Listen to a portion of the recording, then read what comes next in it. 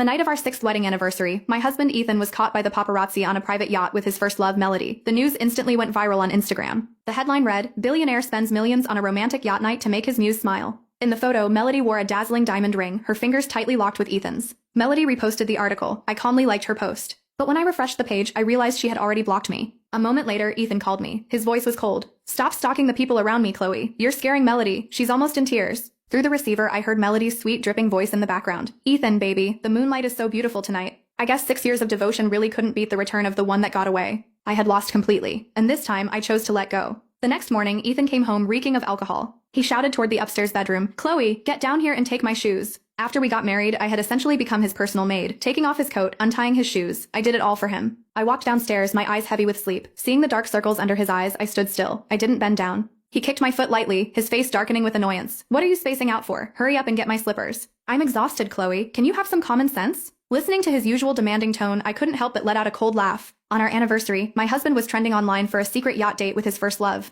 And when he finally came home, instead of explaining, he looked at me with nothing but disgust. Did he really think I would never fight back? Seeing me standing there with a cold expression, he reached into his pocket, pulled out a small jewelry box, and tossed it to me. "Melody bought this for you. She was worried you'd misunderstand us. Consider it her apology gift." I opened the box. It was a cheap plastic brooch. I sneered. Must have been hard for her to dig through a dollar store to find this trash. Ethan immediately snatched it back, his eyes flashing with anger. "It's the thought that counts. What do you know? She stayed up late to pick this out for you. Don't be so ungrateful." Looking at how carefully he held that cheap piece of plastic as if it were a priceless treasure, my eyes welled up with tears of bitter laughter. In our social circle, I had a nickname, Ethan's loyal doormat. I chased him for 3 years. We were married for 6. I honestly believed my devotion had earned me his equal love. But the moment Melody came back, everything changed. I was just a clown, wagging my tail, begging for scraps of his attention. No matter when or where, as long as Melody snapped her fingers, Ethan would drop everything and run to her. At this very moment, I felt an overwhelming, bone-deep exhaustion. Seeing my attitude, Ethan snapped, "Chloe, who gave you the right to throw a tantrum at me first thing in the morning? Are you deaf or blind? Go make me some hangover tea." With that, he gave me a rough push.